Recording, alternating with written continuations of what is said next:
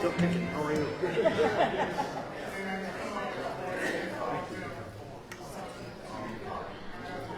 encouraging everybody. We're not doing anything on stage, so we're not going to make it. It's not the same. I'm showing videos. Video.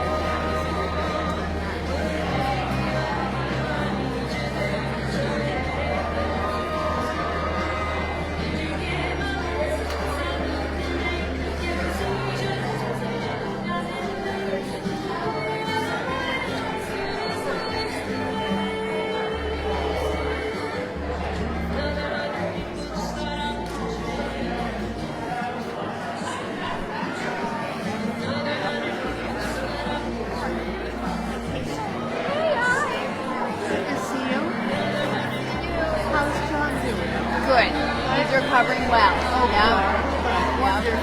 Yeah. So he'll be watching, I think, because we're live streaming. You are. Hey there. How are you?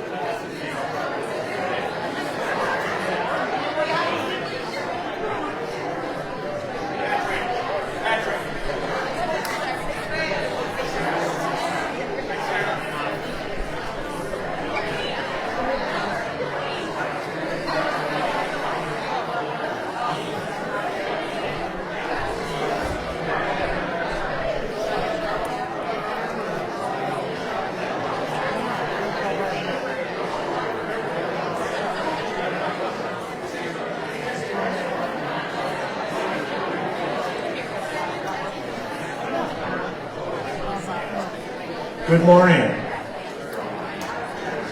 Good afternoon. I've been here for a while. I apologize. I know I've said this a lot, but we're encouraging as many of you to come down forwards because we're going to show a lot of videos. The whole idea today was to showcase as much of his work as we could, and we're sticking to that plan. So we'll be starting in just a couple minutes. As you know, parking's a little tricky, so please carry on. But we will be starting shortly. Thanks. You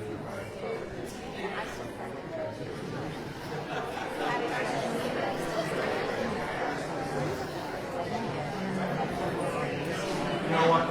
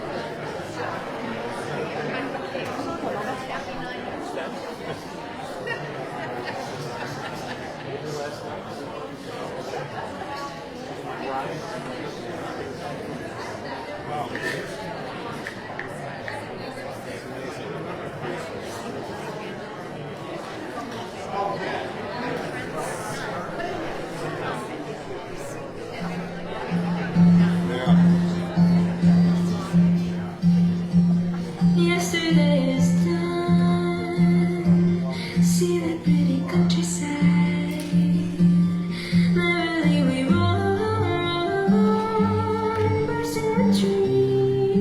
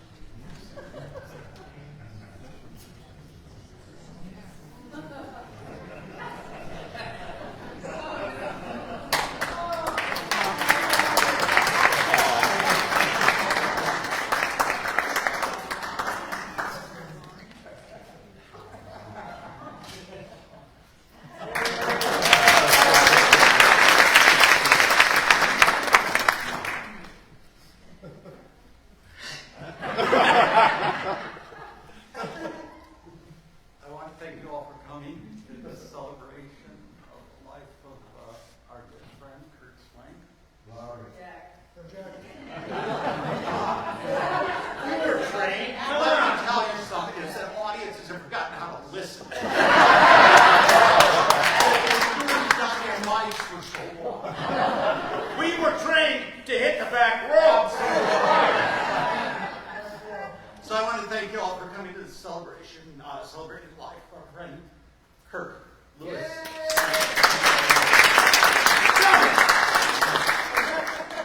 All right, before we go any further, I have to give this back to its rightful heir and owner. She is a New Year's baby and April Fool's Day bride. So there's really no question as to paternity. Let's thank her husband, Jeff Hubner, and Nancy Swenk.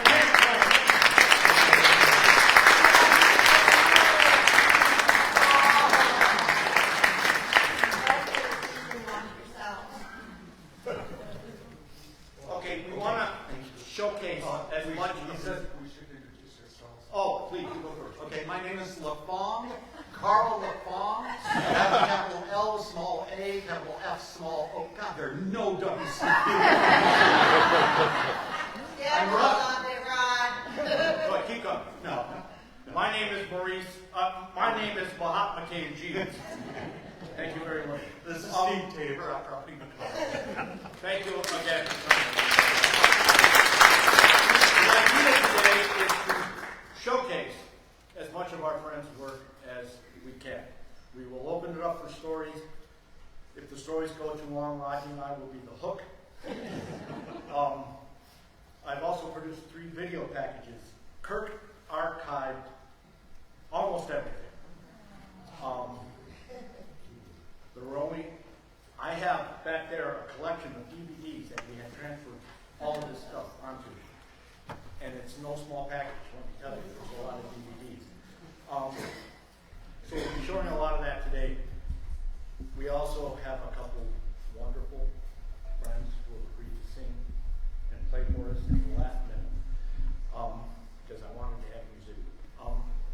So again, thank you all for coming, and I think we should get started. Yeah, done right.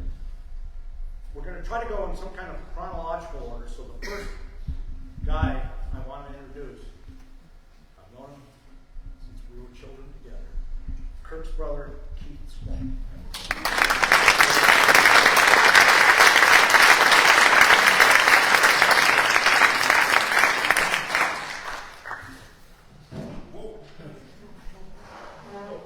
Well, Steve said chronological, and except for my cousins out there, Blake and Mary Kay, I've known Kirk the longest.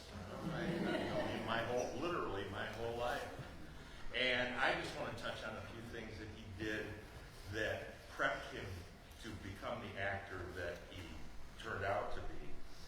Excuse me, I have notes here. Nothing long.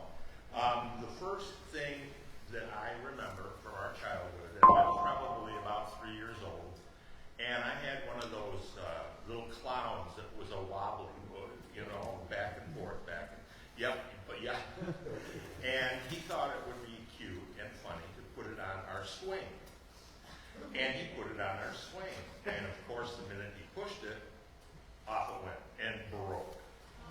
Well, I thought that was hysterical, or so I'm told. But it was something that throughout our life, whenever I had to get back at him for something, I would just say, toy clown.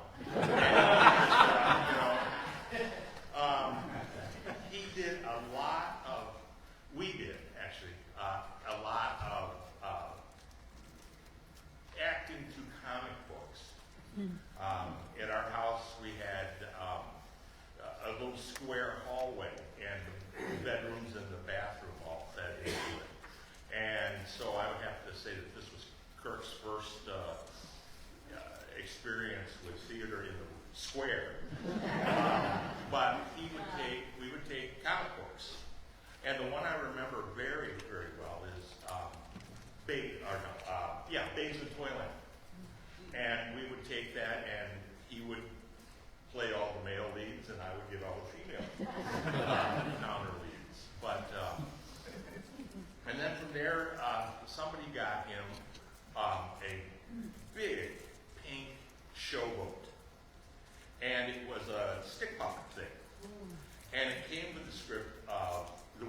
garage. And almost daily we would go into the basement and play with that. And once again, I was Dorothy, and what can I say? I was the younger brother. The first thing that I remember Kirk doing outside of our house was a play, and I can't remember the name of it, but he played. It was when he was in probably 5th grade. He played a grumpy janitor, which everybody that knows him knows that Kirk is not wasn't, and still in memories isn't a grumpy person. And he came on stage the first time with a wheelbarrow, yelling at a bunch of kids to like get off his playground or something like that. I'm sure a lot of you didn't realize that Kirk did have an athletic side. No, this is the truth. He was probably in 6th or 7th grade. He entered a golf tournament, and he used my grandfather's wooden golf balls. They said things like Mashie and Chipper, and it wasn't 9-irons or anything. But he finished 2nd in his age group. There are only 2 people. But he tried. He went out and he played the 18 holes.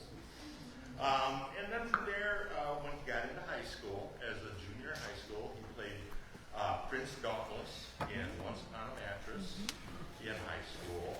And then the next year, he played Barnaby in Hello Dolly. From there, he went on to get outside of just school and home and all. He played Linus in the Kalamazoo Civic Theater's production of You're a Good Man, Charlie Brown. Thank you. Kirk and I, he certainly did much more theater than I did, but in all the things that we did, Kirk and I only actually performed on stage together 3 times.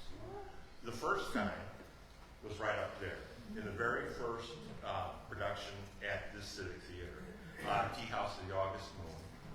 I played his father.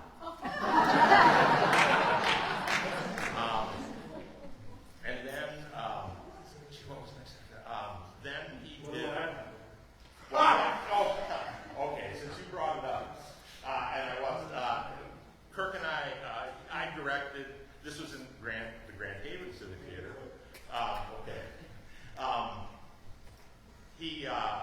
We played brothers, the Scragg brothers, and it was really funny. This was in the lab, and the first time we put on makeup, we, without talking to each other, we did mirror image. We had coveralls. I did the right, he did the left. We blacked out a tooth. I did the right, he did the left.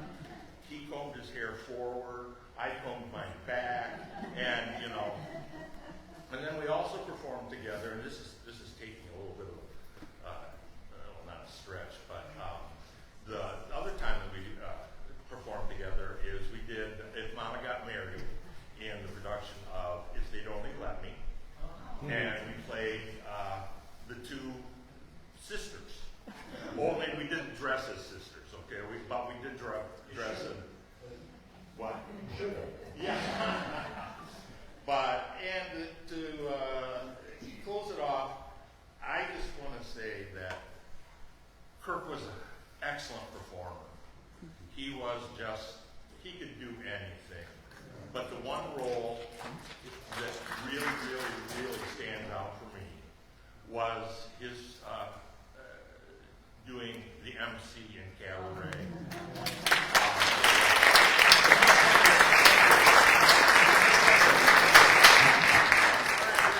That is it. But yeah, thank you all for coming. And I know that he's here seeing everybody, so, All right. Please, ladies and gentlemen, Pam Swenk.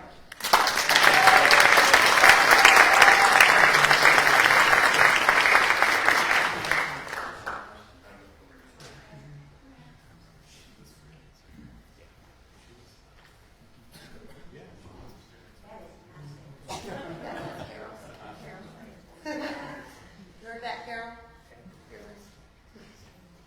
So, my name is Pam, in case you don't know, and this is our daughter, Liz. I have to have my notes or I'm going to lose my shit. So, I was with Kirk for nearly 40 years, most of which we were married.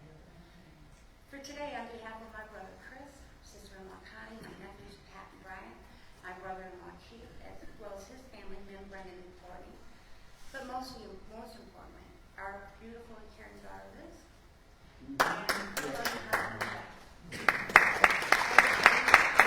If you don't know them, you should. I will tell you honestly that I don't know how I would have gotten through the past first 6 months without them. They have been that strong of a force for me and for keeping our family together, and I'm grateful. Good job. That's right. I would be so remiss if I did not say thank you to Steve Taylor.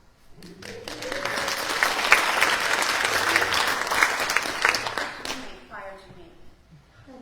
I do want to know how that bowling ball got in the tub. I'm just going to tell that story later. Okay, good. All right, good. I'm looking forward to it because I've waited 40 years for it.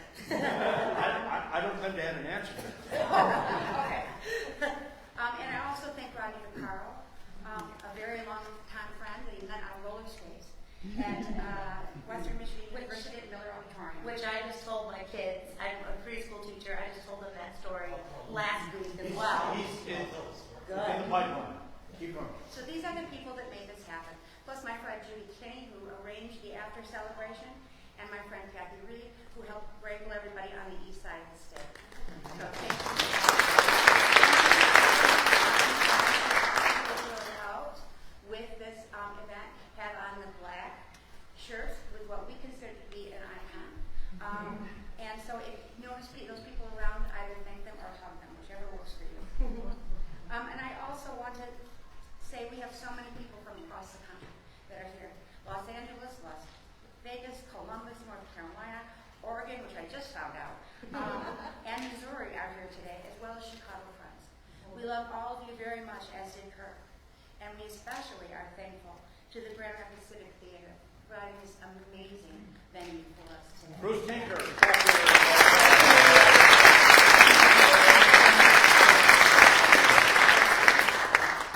We're going to experience some of the magic that Kirk brought you as Steve is sitting on my shoulder like a paw. The first time... I'll beat you with that ball.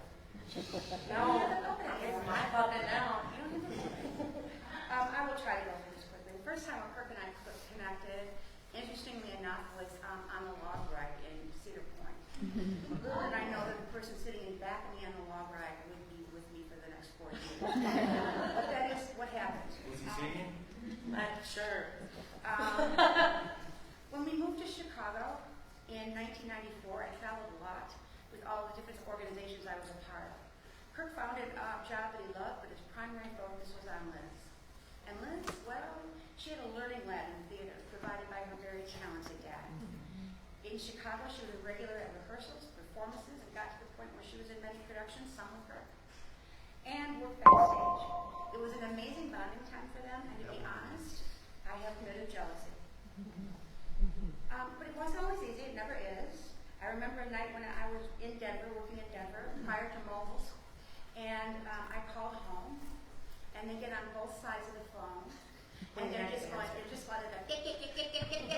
and I'm like, okay, what is going on? I don't remember anymore. I really don't. But I'm just like, okay, who's the adult here? At the same time, they both said I am. So I went home. I had to break up the children. But I will say honestly, in 25 years where I traveled very heavily, Kirk never once complained. He never asked me to change my job. He never asked me to slow down. He was always just incredibly supportive. Drove long hours to take me to school. That's right.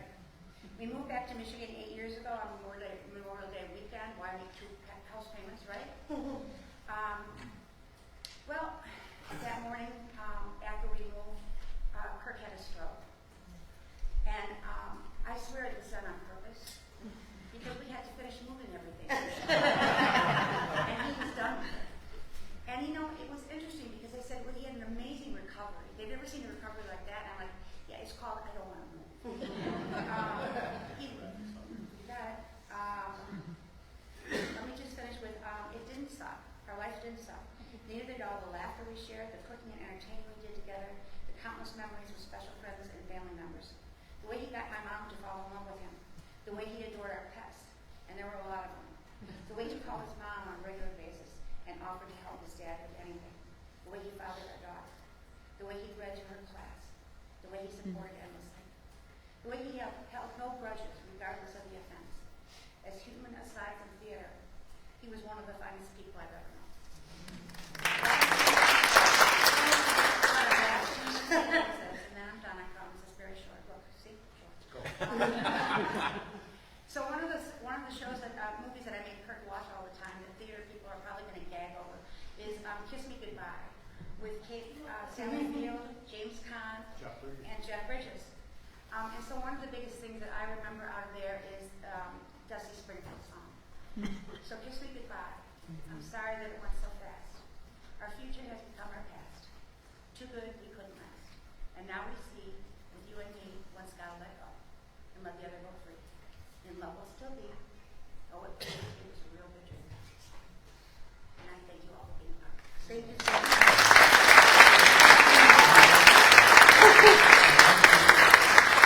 All right, I know there are a million stories at least floating around right now.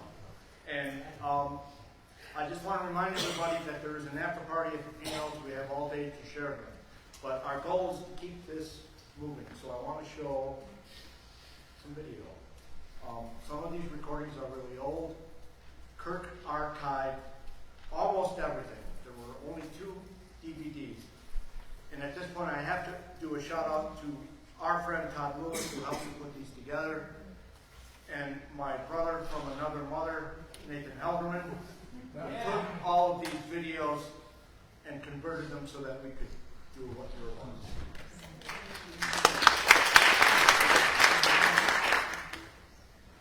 Oh, let's play from the beginning. It should have been called Kirk Swenk and Mary Swenk, but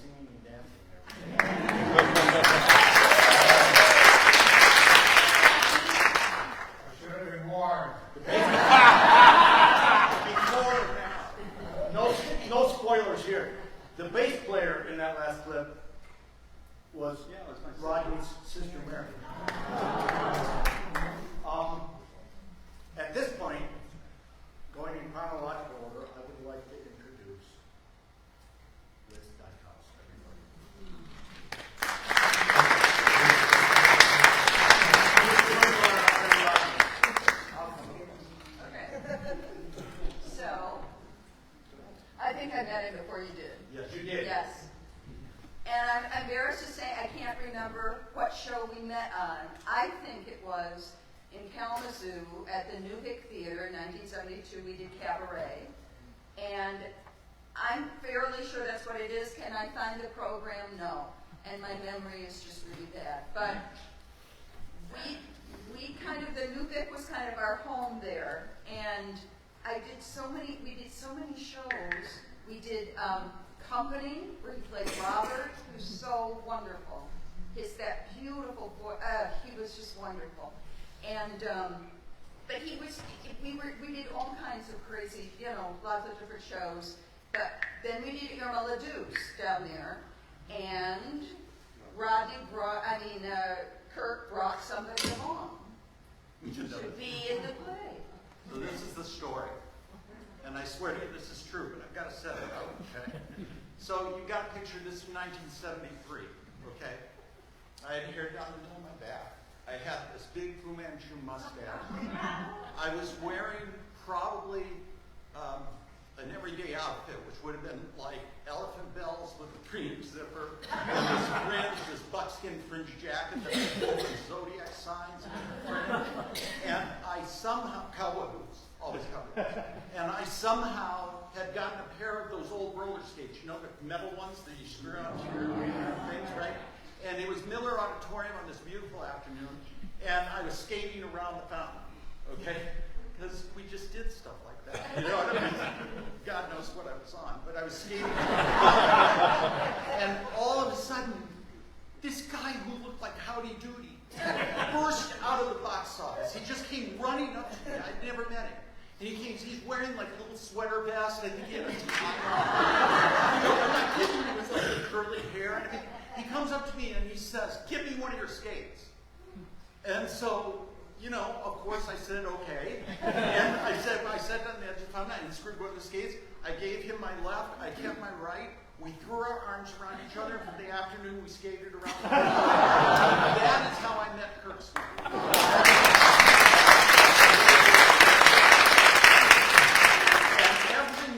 After that was just that entertaining. He dragged me down to the bed where I met Liz and all the others. Actually, the first time we saw him, Kirk came in to do some kind of, it was like a class he was performing in. And you sang, I'm married, and no longer than me, Tom, Dick, or Harry. Harry. I remember you cut your foot. You were very embarrassed about that. Oh, I don't remember. So for about, we did literally every show that season at the New Vic. Yeah. Literally. We were in every show. Yeah. We did Irma. In Steam Bath, Kirk and I played a gay couple. And Ted Kistler, God bless him forever, he sort of encouraged us to bring bits to the stage. And so Kirk one night, this is during performance, okay? He showed up with this purse. Okay? And he would sit next to me on stage, and you never knew what was going to come out of the purse. One night he would take out knitting, and he would just sit and knitting. One night he took out this banana and proceeded to eat it in the most obscene manner. I'm sure somebody else was having a scene with that. And I remember I was telling this, it was so cute, because Liz took a shower in that show. It was the first nudity in Kalamazoo, I'm sure. And Kirk, I was already dating Liz, and Kirk, I remember, was sitting right next to the shower. When Liz would come in and take her towel off, Kirk would just go. Like, he was so nervous about it. So, I mean, the shows were remarkable. I mean, everything he did. It was He was so funny. He was so inventive, the things he would come up with. We did an evening with Richard Nixon, and he played, we all played many parts, and he played in one scene, it was a press conference, and Richard Nixon is, identifying, calling on reporters, and he's one of the reporters, and he would say things like, "Yes, Mr. President, brown from the sun." And then my favorite was, yes, Mr. President, retching from the daily luncheon. I thought of that. It's so funny. I thought of that a few months ago. I all of a sudden woke up out of bed or something. Retching from the daily luncheon. I just thought of that. He was so. I feel like I don't know and he was always part of everything theatrical. He kind of brought in everything. He brought in the Marx Brothers. We were Oh my constantly gosh. watching the Marx We Brothers. loved We the were Marx constantly Brothers. watching W.C. Fields. W.C. Fields. When Liz and I got married, he threw me a stag party. And the stag part of the party was that he brought a film of deer jumping across. And he actually had a cake that he had baked a Raggedy Ann doll in. Then he pulled it out and was the stripper. But in between the shows, we would do these trips to Chicago. And the trips to Chicago were hilarious. So Kirk, he's so sweet and he's so kind and he wanted to be so nice to everybody. And we're walking down the street one day, and all of a sudden we realized that Kirk wasn't there. And we turned around, and there are all these Hare Krishnas in the saffron robes, dancing, and they're leading Kirk away. Like too polite to say, excuse me, but I don't want to be. So we had to run and like drag it to the house. Oh my God. All right. Wait, no, I got one more. Go ahead. I just want to keep it moving. This is another Streets of Chicago thing, and this was years later. My friend Chris Tyrrell and I were staying at her sister's there, and we met Kirk and Liz for the first time, and she was probably about this tall, at the Art Institute, and we had a fun time. We looked at everything. Then we were walking, I think, to get something to eat, and Liz was skipping down the street, and just full of joy and doing those. And Kirk, of all people, said, Liz, come back here, stop that, Liz. And you're like, Kirk, you are the original skipper down the street. That was so cute. I know we have to push it on, but I just wanted to say this, that I know all of you knew him as this song and dance man, There was so much more to Kirk. He was beautiful. And he was so good at everything he did. He was a brilliant writer.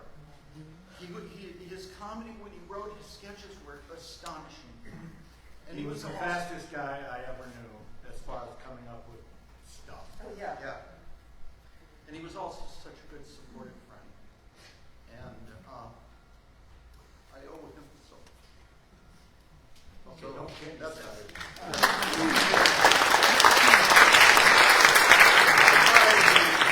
Everybody, but I do want to keep it moving. At this point, what is it that we're living for? I met Kirk in 1976 when Fred Sobolski directed Applause at Circle Theater. Ladies and gentlemen, Fred Sobolski.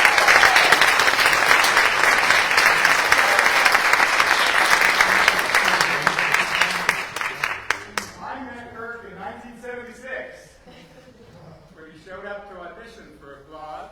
This is when they all moved from Kalamazoo to Grand Rapids. And I put him in the chorus. I've never seen him before. The next year I did Cabaret, and he was the MC.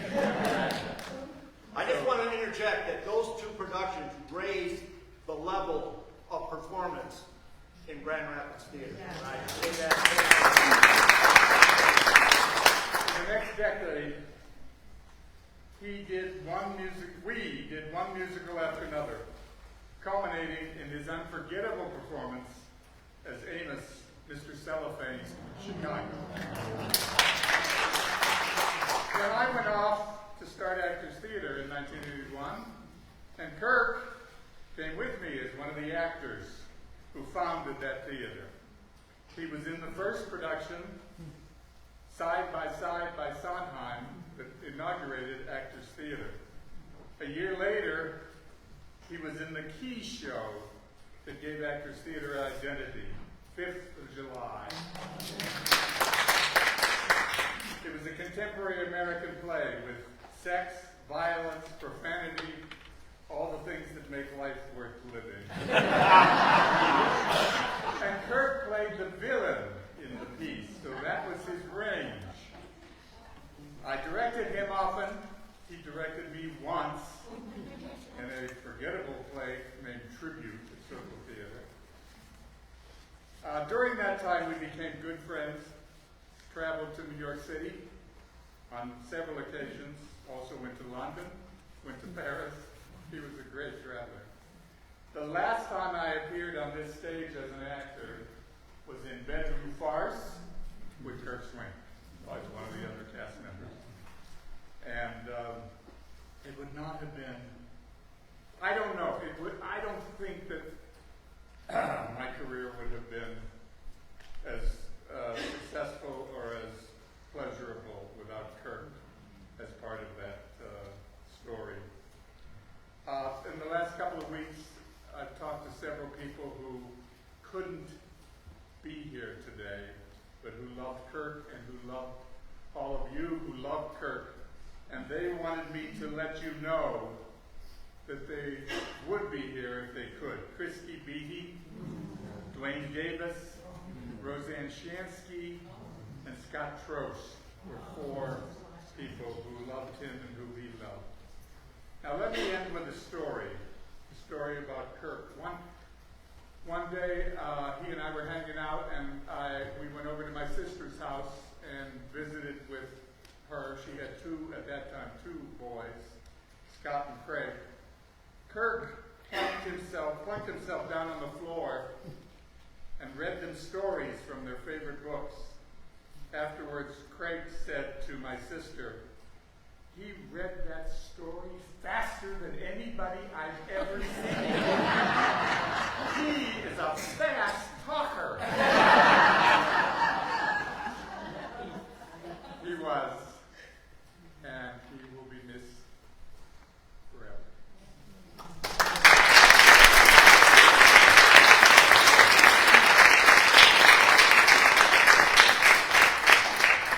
I would like the following people to stand up, please. Dave Kagan, where are you? Rich Gilroy, where are you? Gene Bailey, where are you? Rodney Vaccaro, where the hell are you? Ladies and gentlemen, Dave, who we all know as a photographer today, ran Johnson and Dean Advertising for many years.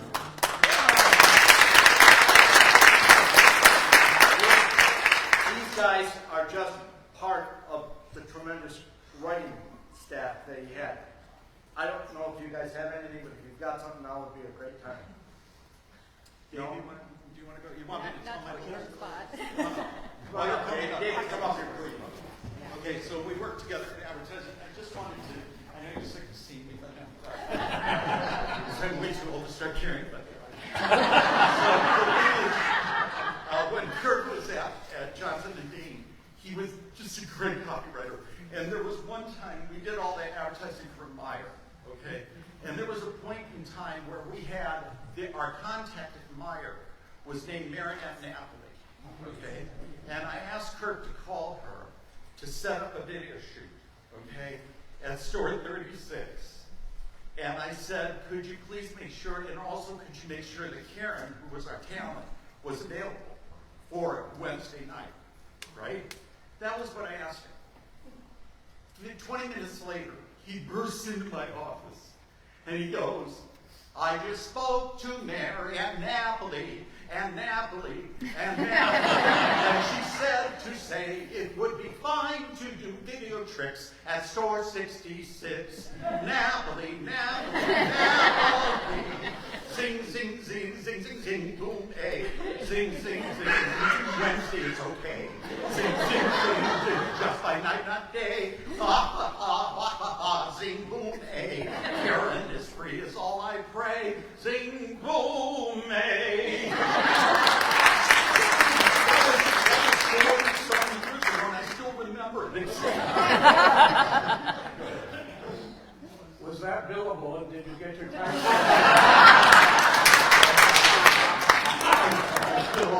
You still owe a tax check, right? Well, that was a rarefied atmosphere back in the 70s and 80s. It was very, very unlike Mad Men, which we're all familiar with. It was a hell of a lot of fun. And having Rodney and Gene, Rich, Don Phelan, Kitty was there, Kitty Carrico Carpenter, we all know. Erica. It was, yeah, Sue and Shelley. It was hard to call it work in some ways. It was such a rarefied atmosphere. There was something theatrical going on all the time. And I think that's what drove my interest to become involved in my own way to this day in the theater community. Because Johnson and Dean, in some ways, was a bunch of adults trying to figure it out as we went along. And it was, in some ways, theater of the absurd. And what a time it was. But I think back on Kirk because, and I've never said this before, but so much of my son is like Kirk. My son is a entertainer, singer, songwriter, children's musician, storyteller in Boulder, Colorado with his wife. And Jeff used to come into the office with me on Saturdays when I would pretend to work and bill it and turn in my time sheet. But there was nothing that Jeff enjoyed more than going into Kirk's office. Kirk had toys, he had thingamajigs, he had doodads, and Jeff loved to go in there. There was never a moment when he would, hey Dad, when are we going home? It was always, where are you? Oh, I know where you are. You're in Kirk's office, playing with his stuff. That's what I say on the day off, is my dad's office. Yeah, exactly. So, I You want to know why we were such hoarders? Yeah, I think Jeff found enjoyment in my work, a hell of a lot more enjoyment than I ever found by being in Kirk's office. Because there was a kid-like youth in Kirk's office. And he carried that through in his life. Thank you, Kirk.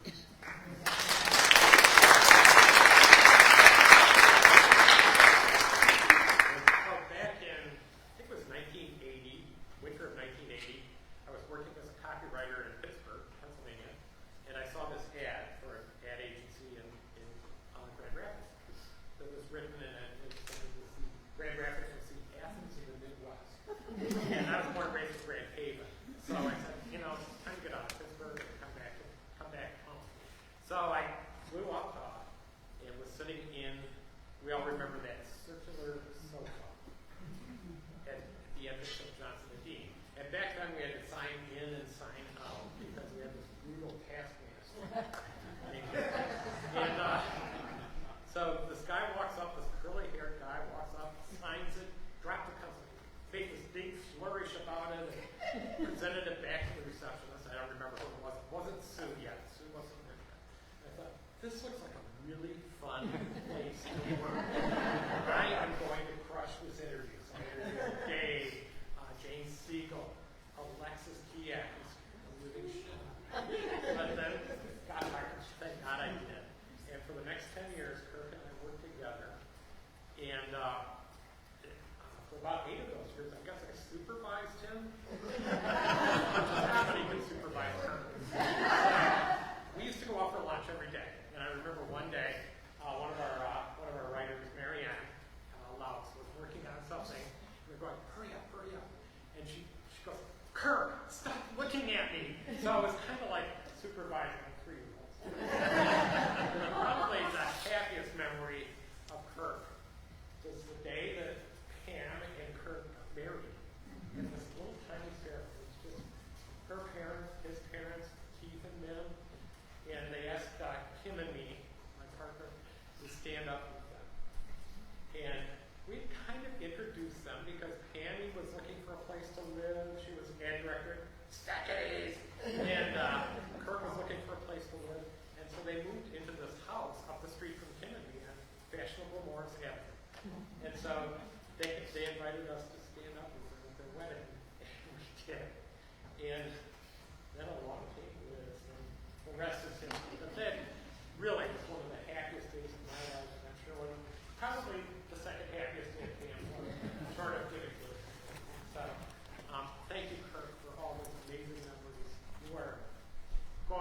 remembered in my heart forever and ever. Thank you.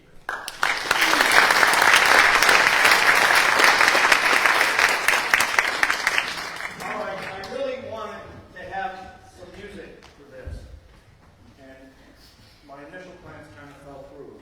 And at the last minute, three lovely ladies who we all know agreed to step up, and boy did they. I met our first singer in 1976 when Jason Moore and I got to watch her wash that man right out of her hair in South Pacific. Word singing. Later that summer, we did Applause together. I want to list the credits this lady has with Kirk Swenk. Applause, Chicago, 5th of July. They're playing our song. Ladies and gentlemen, Carol Black O'Donovan and Marty Dirks Peters.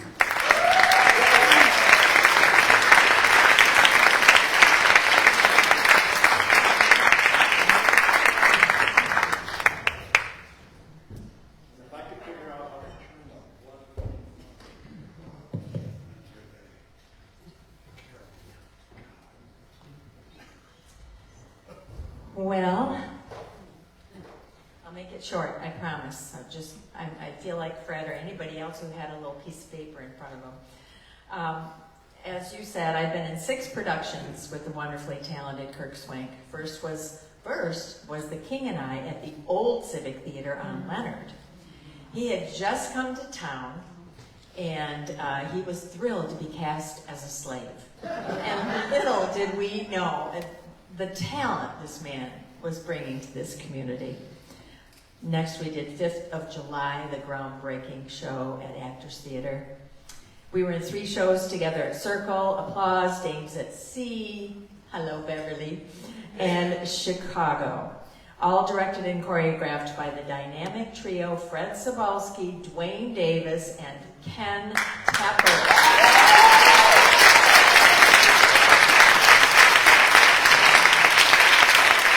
And as everyone said before, he will always be remembered as Amos doing Mr. Cellophane in Chicago.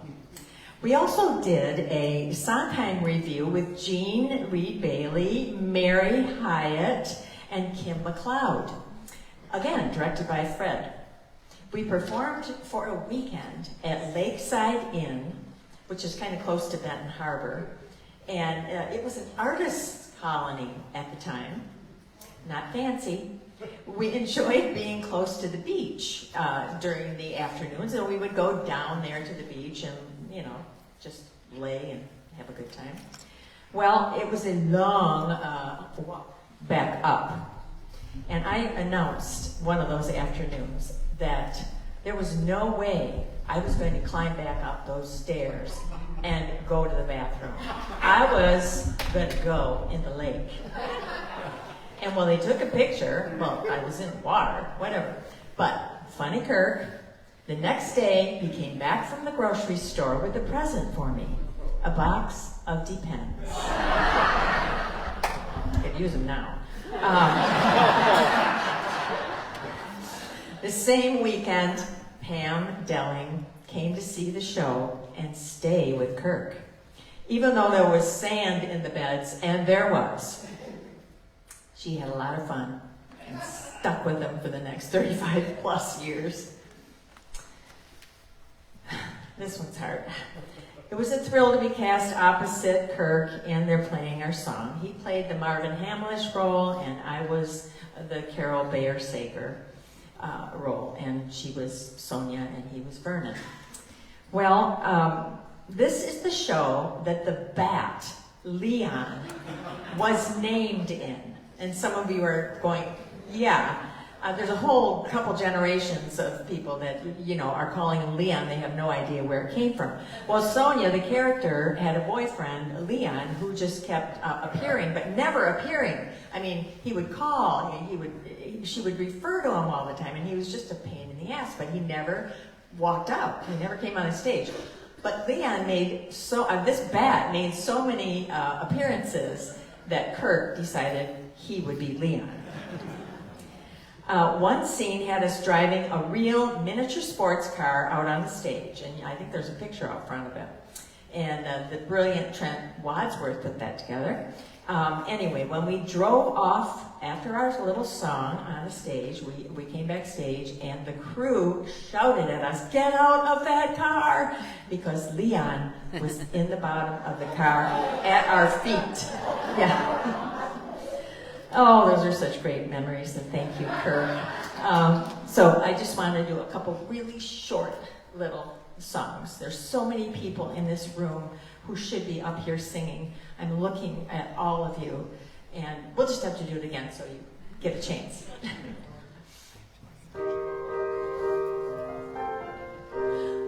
Oh, they're playing my song, oh yeah, they're playing my song. And when they're playing my song, everybody's gotta shh, shh, shh. Don't say a word and listen to that sweet melody. I'm happy to say, in my own humble way, every perfect note of that was written by him. Oh, they're playing his song, oh yeah, they're playing his song. That table half out the door is coming back to hear more of his music. At first we thought this place was a drag, and we chose it in haste, but they've got taste as long as they're playing his song.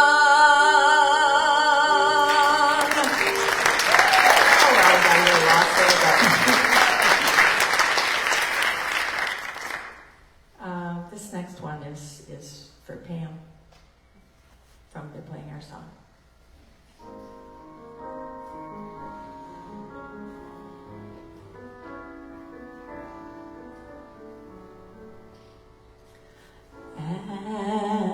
After all the tears I've cried, you'd think I would give up on love, get off this line. Maybe I might get it right this time. I was there when passion turned to pain, sunshine turned to rainy days, yet here I am, ready to begin once again. All my life I've been a dreamer, dreaming dreams that never quite come true. But I still believe in love, and love believing. I'll keep on dreaming, because I still believe in love.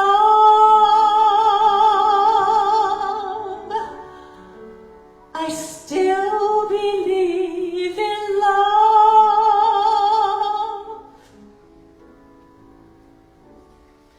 I still believe in love.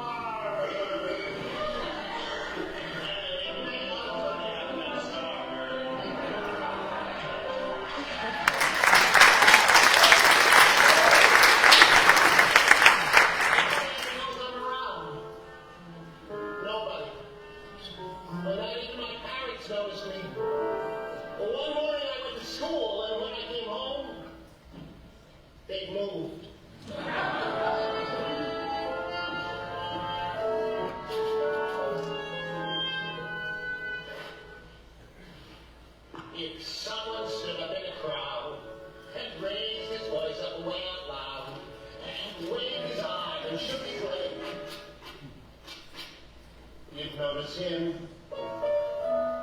If someone in a movie show yells, "Fire in the second row, this whole place is a hurricane!" You'd notice him. And even without clucking like that,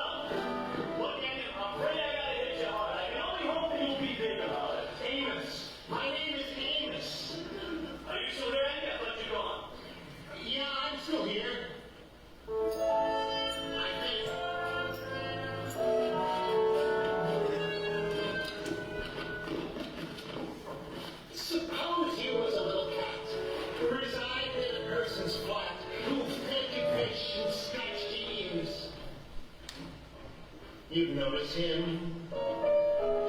Suppose you was a woman wed and sleeping in a double bed beside one man for 7 years. You'd notice him. Are human beings made of more than air? With all that bulk, you're bound to see him there. Unless that human being next to you is unimpressive, undistinguished, you know who.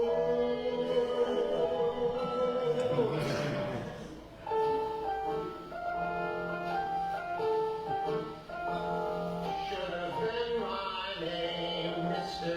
Cellophane, 'cause you can look right through me, walk right by me, and never know I'm there until you're cellophane, Mr.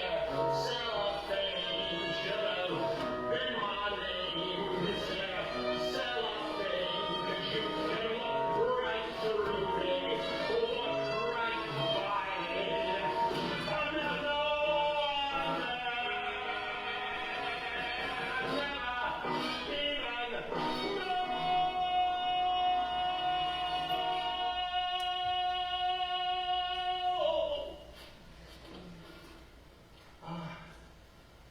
I'm I'm there. Oh, I hope I didn't take up too much of your time.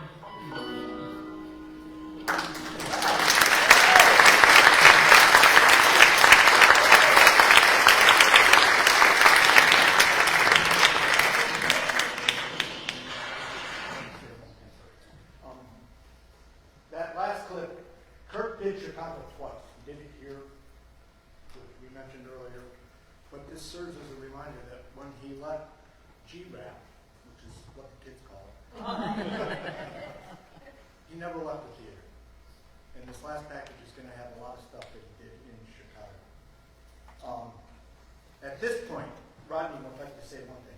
Well, I just wanted to point out, I don't know if you guys, we talk about the theater in Grand Rapids at a certain age, you know. Brett, I think you'd agree with me, but that's it's a terrible video, the sound and everything, but you were still so moved by it. That is such a tribute to this guy. And the thing about singers, there are lots of great voices. Lots of people have nice voices. Liz, you were the same. These were great actors. And that's what moved you. You know? It was the way Kirk touched you as a person. And it comes through there on this bad video. That's an astonishing thing. And thank God he saved everything, you guys. God was helping with this, and thanks to Kirk, he now has a whole lot of footage for this theater documentary. At this point, we're going to open it up to stories. I think it would be great if Gene and Mary had something ready, since we just featured them heavily in clips. But again, my friend Patrick, who's recording this, we're putting it out on Facebook Live. Please give him a round of applause.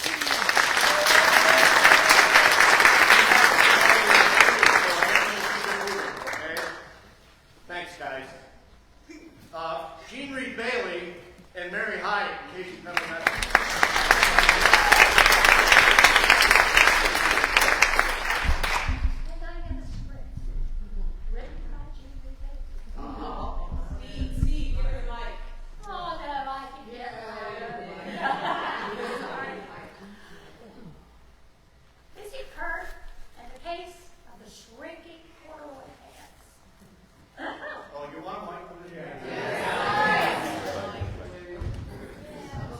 This is, I know a little bit of this story. It's a good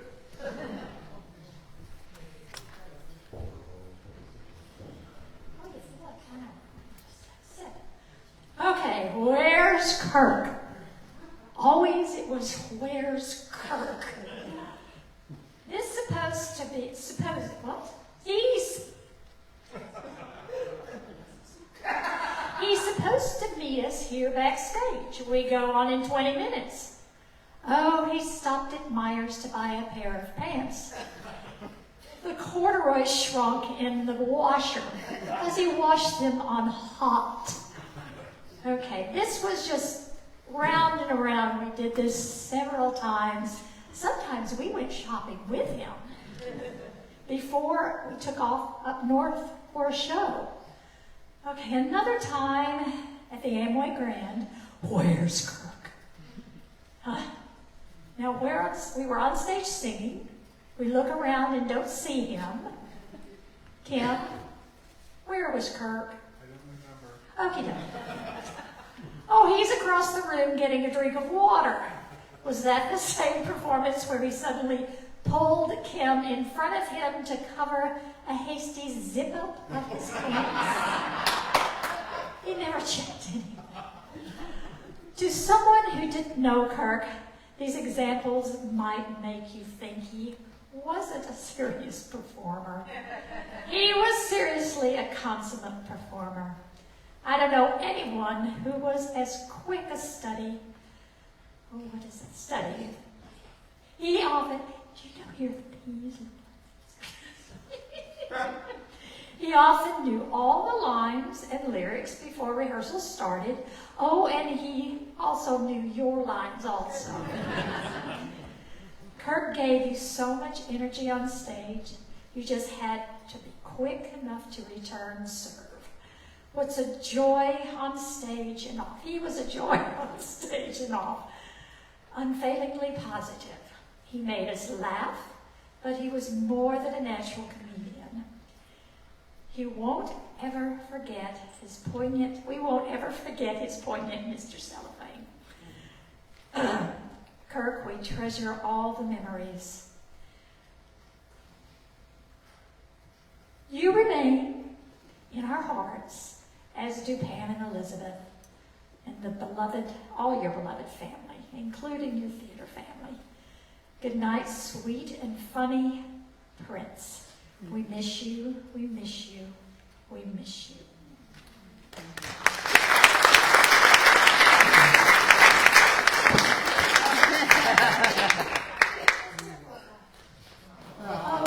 Kirk's evidently, his top hat, I think, died.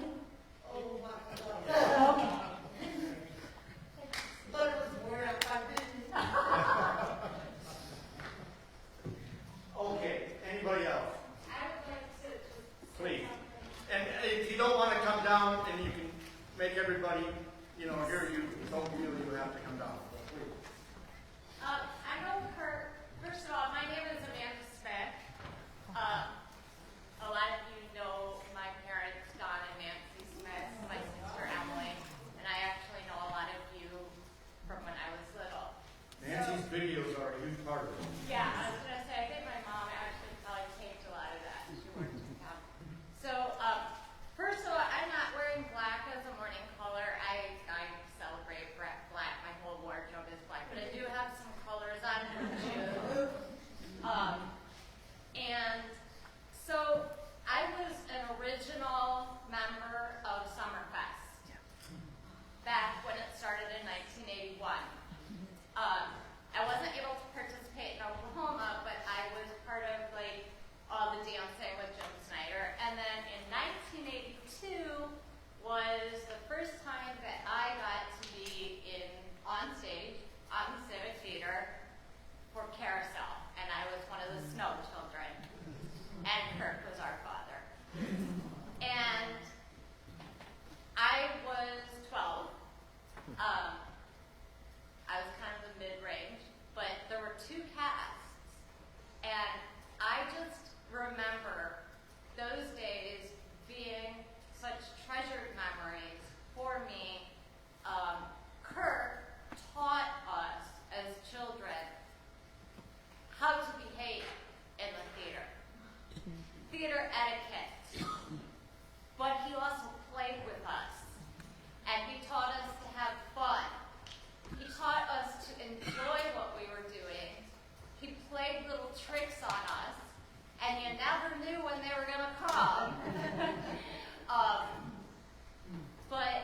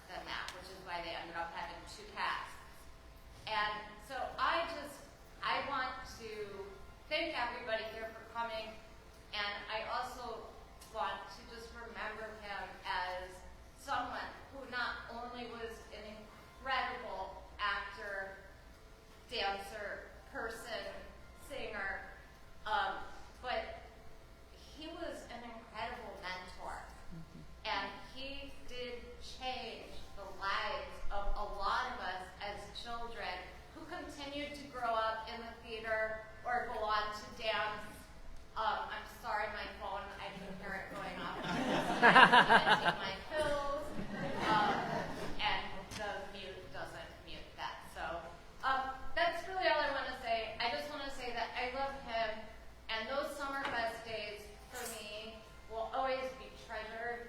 And my sister and I were reminiscing, and just, you know, he was so incredibly kind to us, but not only kind, he taught us, this used to be the hugest stage in the world. Never thought there was anything bigger, right? And he taught us how to be in line with our brains, and look where we're supposed to look, and go down the line, and then we would get off stage, and he would play. Like you said, his office, or someone said his office was full. That's what he was. He was a big child to us, and thank you.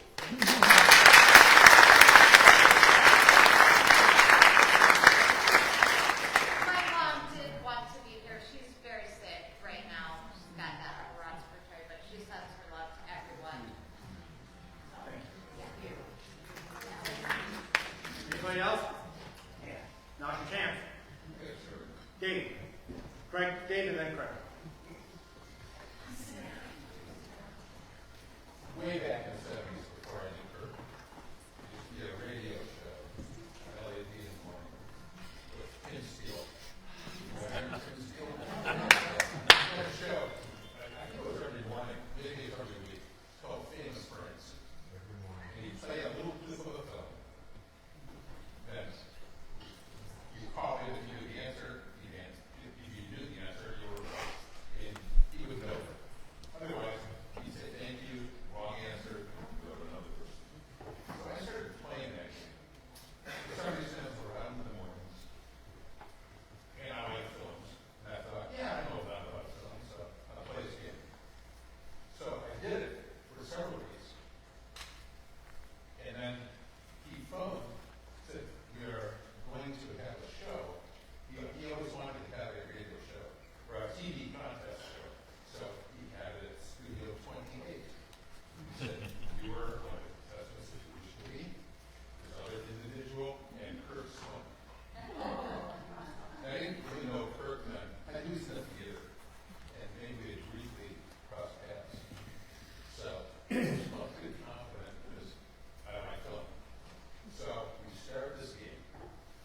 And I think the first game, I don't remember the categories, it's all easy, but I know the outcome. So maybe one of the first questions I got right. Then I think, yeah, I got this. No worries. It was Kirk, myself, and one other guy. So he asked the next question. Kirk, bam, answer within seconds. I got lucky. It'll be fine. Another question. Man, he did that buzzer every time. We started thinking, the other guy and I looked at each other. What the hell's going on? So the rest of the game went like that, and he just crushed us. And it was very fun. We met, he won the game, and I don't know if anybody remembers that. Remember? I was there that night. He got stumped on a Woody Allen question. They played a clip from the front, and everybody was guessing like Annie Hall or Manhattan, and I knew it was the front, and I was sitting in the back row, and I couldn't help him out. Good memory. That was really fun. I was there. That was a lot of fun. Yeah. I was too. I was the other guy. He was sharp.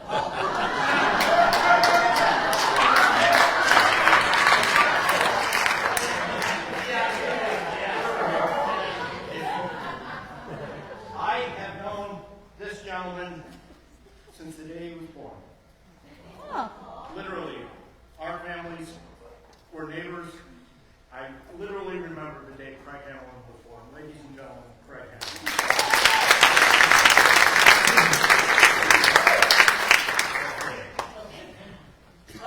Can you hear me? You know, I look around this room and I see so many people. I did my first show in 1976. Oliver at Circle Theater. Who was the stage manager? And Steve Tabor was. And I fell in love. So, now if you know, so you know me since I was 13 years old, a lot of you. And if I was heavy into adolescence and really couldn't cope very well. So, because I knew Steve, I think I was 15, I just showed up at him and Kurt's apartment on Plainfield Avenue, kitty corner from Kentucky Court. It was kind of in walking distance from my house.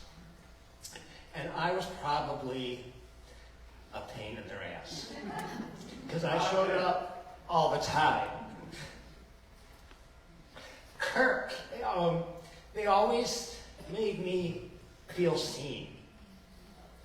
They gave me a love of theater, of fine literature, music. They turned me on to so many films. I have so many wonderful memories.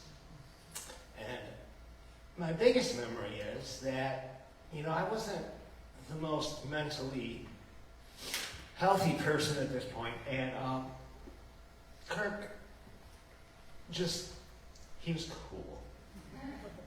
He saw me, he helped me. My favorite role, no one talks about this, is that Kirk ever did. I know he did wonderful work, but it was Lucky in Dames at Sea. And we were all so lucky to know Kirk Swenk.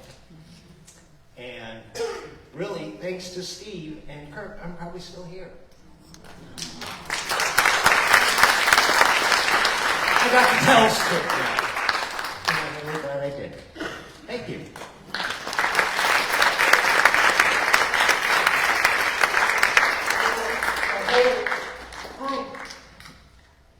We call them theater brats now, but they were far from brats. Craig, our friend Betsy Howie, Karen Arrington, Carol Fletcher, who I know is watching right now. There was a group, and we always loved the Heldermans because they had what we considered to be a salon, where we could just go, maybe criticize, maybe give our 2 cents, but we always tore apart what we were working on, and we loved having that space for our friends. I have one more singer I want to introduce. We met when we were children.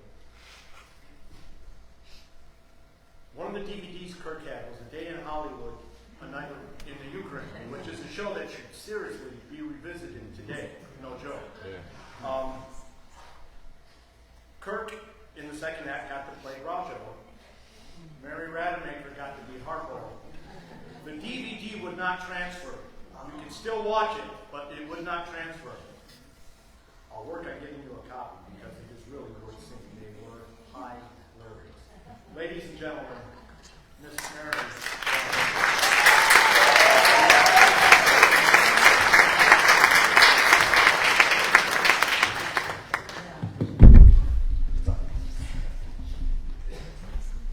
Thank you, Steve.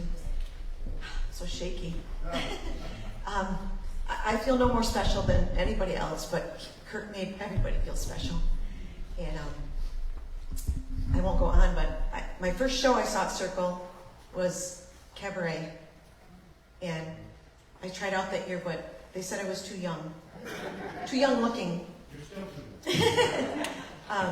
But Ken Tepper said, "You come take dance with me, and you'll be in all the shows." So I did. And the only show I got to do with Kirk was Day in Hollywood Night in Ukraine. Randa Black and I and Kirk got to do a Japanese Sandman together. I called him the King of Bits. Maybe other people called him that, but to me, I was just, he always came up with something, right? And there was one show that Paul Dobie and Lisa and Marianne Olson, Steve Smith, many of whom aren't here, but they send their love. We would do these little reviews at the Old Spectrum, and I chose, of all things, 100 people, another 100 people. And I wasn't prepared on opening night, and I flubbed the words, but Kirk was in the front row, and he sang everyone. I was so embarrassed. but that, but he was just trying to help me, right? So anyway, so many special things about Kirk and his family, and we all love him, and we'll miss him. We missed him already for many years because when he left to be with his loves. But I sing this for everybody.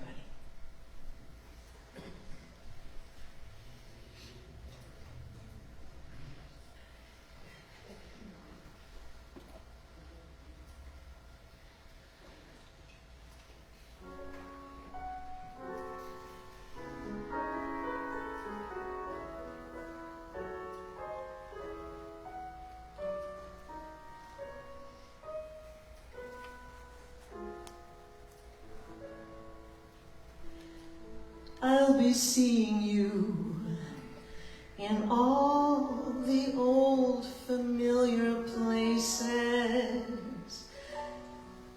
that this heart of mine embraces all day through.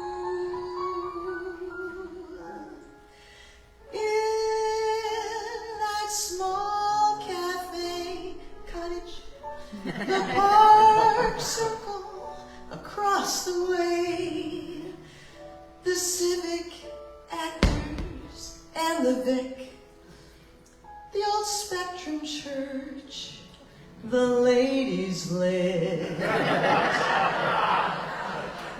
I'll be seeing you in every lovely summer's play, in everything that's light and gay.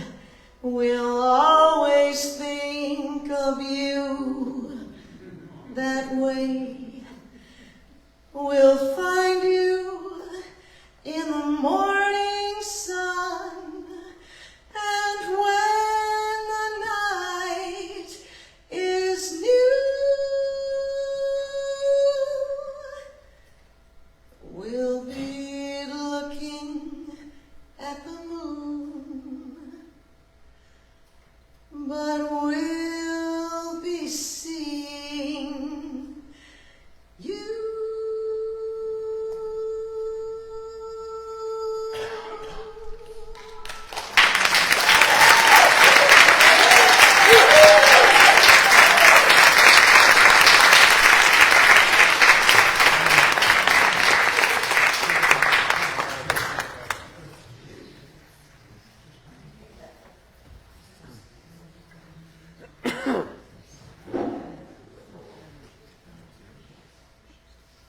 Mary and Carol and Marky put this together just in the last couple of days, you guys, so please.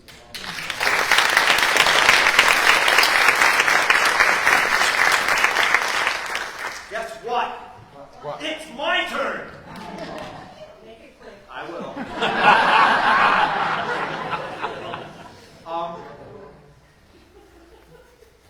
The first time I walked into 2011 Plainfield was in 1976, a good 2 years before we were roommates. Kirk and his then roommate, Mike Pofolko, who is a film geek extraordinaire, had managed to secure a 16mm print of Jaws, which they were showing in that apartment. In 1976, that was a big deal. The film just celebrated its 50th anniversary this week. Rodney was there too. He'll be the first to tell you it was a very drunk night out that night. But I walked into that apartment, which was not a large apartment, and there had to be close to 45, 50 people in it, all there to see the movie. I sat at the top of the, if you guys remember the apartment, I sat right on the floor at the top of the stairs because that was the only space available.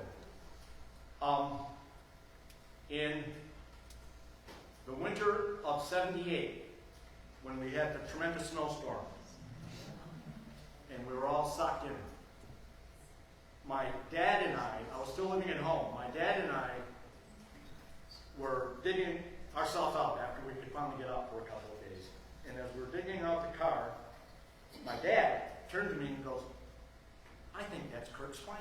He had met Kirk, he'd seen Cabaret, he hated Cabaret, the movie. he was blown away by that production. So he had met Kirk, and he loved Kirk, and they got along famously, of course. But we're digging out the cars, and you got to realize the snow was like that high. We're digging out the cars, and my dad says, "I think that's Kirk." And it was Kirk and Mike Foco who had walked from that apartment to our house, I think, because it was the closest one. So our relationship was cemented. But 2 years later, I moved in with Kirk, and we kept the act together for almost 14 years. We did a boatload of really good theater. And I've never had an education, believe me. The first show I directed at Actors Theater was a one-act play called Lone Star, which was also the first Actors Theater Ben Franklin production. At that time, the Actors Workshop was in full swing, and there were probably approximately 20, 25 people in the workshop when Tom Cackley and Mark Young walked in with the first 2/3 of Lone Star. And they had worked it out. It was the most masterful scene I think anybody had seen. And at the time, Fred had just started the Apprentice Directors program at Actors. The first 2 Apprentice Directors were Miss Jean Reed Bailey and myself. And Fred always offered comments and criticism, constructive criticism. And the first words out of his mouth, I'll never forget it, when they finished this scene was, "We have got to do something with this." And fortunately for me, Jean was tied up with something else, and I remember meekly raising my hand and going, "Oh, Fred, I think I can do it." And I did, and we did. And every actor in that workshop who saw that scene auditioned for the third part, which was Cletus. Tom and Mark had worked out the first 2/3 of the script up until the time the third character entered. So we had open auditions. And it was pretty intense for such a small turnout. My favorite story was Rob Thomas, Ruby, who came up to me like a day or so later and he said, "I know I'm all wrong for this, but there's no way I'm not trying out for it." And he did. It was a good audition. But Mark and Tom and I all agreed that they would have the first say before I would weigh in. And Kirk didn't tell me he was trying out at first. It was like a good 3 or 4 days before he mentioned it. And Kirk tried out, and the first 2 words out of Mark and Tom's mouth when we all went downstairs afterward, "Kirk. It's got to be Kirk." And it was. And Kirk, I knew what a gifted actor he was. But guess what? Theater people tend to gossip. And I know people would say, "Well, he cast Kirk because it's Kirk," and you know. But he told me later, Kirk told me later, that when he read the script, he wasn't sure at first he was going to do it, but as he read the script, he said, "I kept picturing Strother Martin." And I don't know if you guys realize that Strother Martin is a great character actor. And in my opinion, Kirk made just a giant leap into character acting with that play. If you guys remember, we did it twice. We revived it a year later and entered it in ActFest, and it was really well received. The last time, everybody asked me, and just recently, where does all of that come from? How was Kirk like he was like? Keith helped out with a lot of that, but I'm going to tell you a story about Bud and Jane, Kirk's parents, who, if you ever met them, would never forget them. I always loved it when you came to see a show because you could always spot their laughs. Friday before we had our first tech rehearsal for Lone Star, my dad died. Dave, I think Kirk left work early that day because he came to my mom and dad's house and he said, "I talked to Mark, I talked to Tom, I talked to Cindy Mitchell, who's here, who was our stage manager, and we got this. Don't worry about it."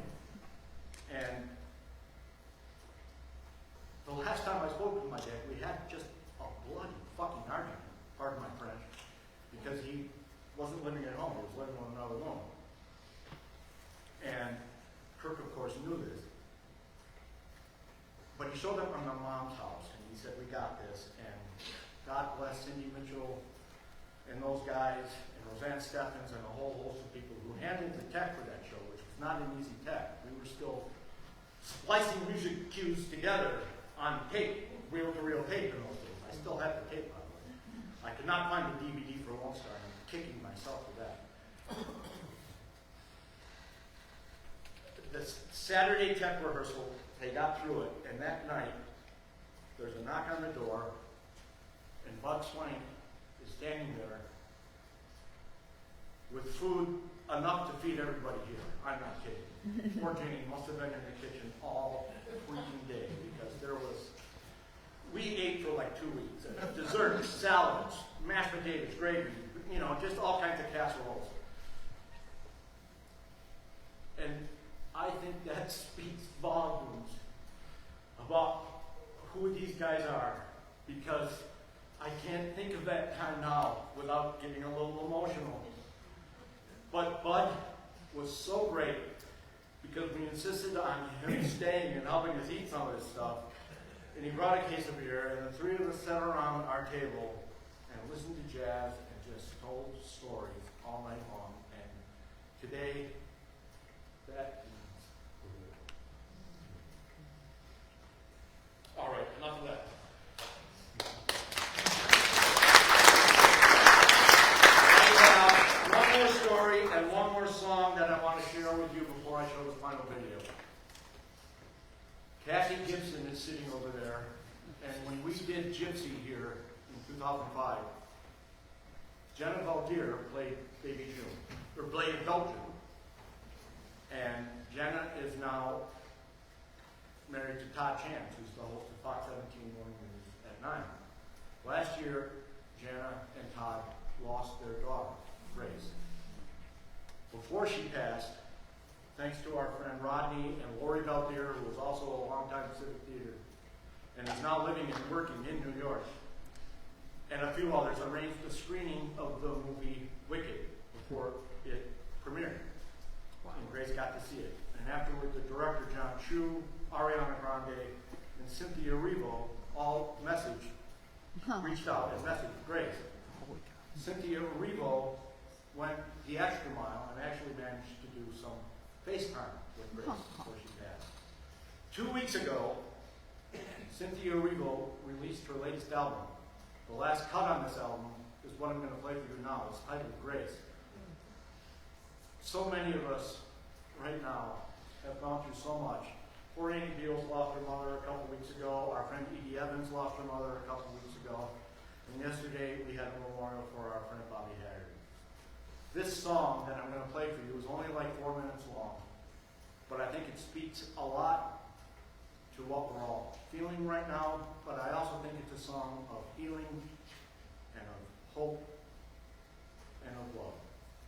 So I'm going to play it for you, and then we're going to show the last video. I just want to take this time to thank everybody who's watching and everybody who showed up for being here. Steve, tell that the voice at the end is Grace. Oh, yes, thank you, Deb. Deb Cleland, everybody. Deb Cleland, Greg Rogers, and Edie Evans High all graduated Crescent High School the same year. I think there must have been something in the water. But we have been friends forever. So I would like to just take this moment. It's only about 4 minutes long, but everybody just take a moment, reflect on our fallen friends and our family who can't be here, and then I'm going to play one more video. Thank you. Stand by.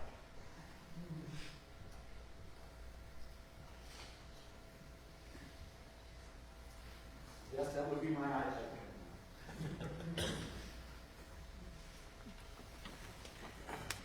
While Steve's doing that, I'm going to read the people who commented on the live stream. Just going to read their names. Thank you, Patrick. Maria Battaglia, Francesca Amari, Nancy Gallardo, Mary Rimpolsky-Riley, Mary Campbell, Michelle Urbane, me, and Dennis R. Kemp. So these are people that would be here if they could, but they're with us online. Ladies and gentlemen, please give Patrick Foley a round of applause.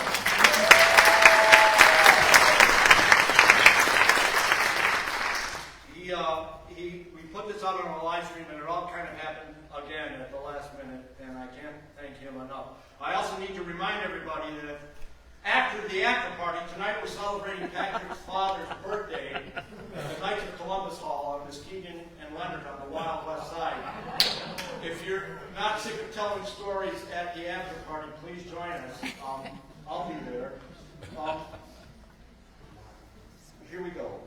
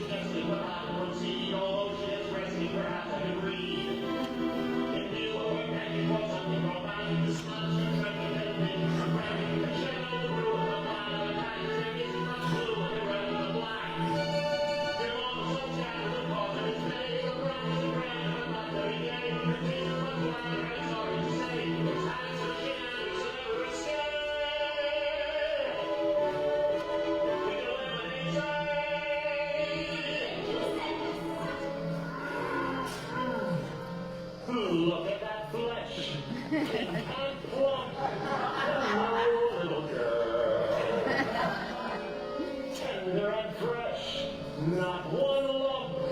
Hello, little girl. This was especially lush, delicious. Oh, hello, little girl. What's your rush? You're missing all the flowers. The sun won't set for hours. Take your time. Not delay or be Oh, slow, little girl. Hark and hush. The birds are singing sweetly. You're traveling so fleetly. You'll miss the birds completely. Grandmother first, then Miss Plum. What a delectable couple. Utter perfection, one ripple, one supple, one moment, my dear. Follow the path and never stray. Just so, little girl, any path, so many worth exploring. And one would be so boring. And look what you're ignoring. Think of those crisp, aging bones, and then something fresh on the palate.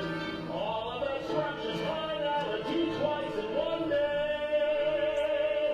There's no possible way to describe what you feel when you're talking to your meal. Now that we are married,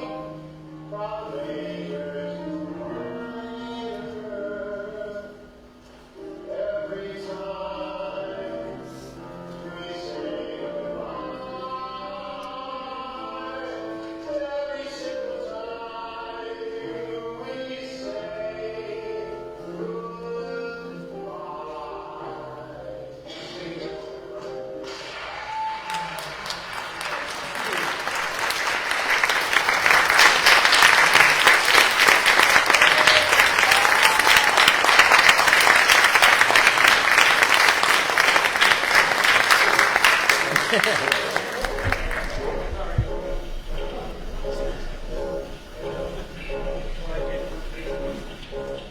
this thing under my arm. And robbing it. Ladies and gentlemen, thank you. There was an after party at Pino's, 130 Ionia. I know everybody's got at least one story, so join us. And then tonight we're celebrating John Foley's birthday. So some days there's not enough caffeine in the world. Thank you, Steve. Thanks, Steve.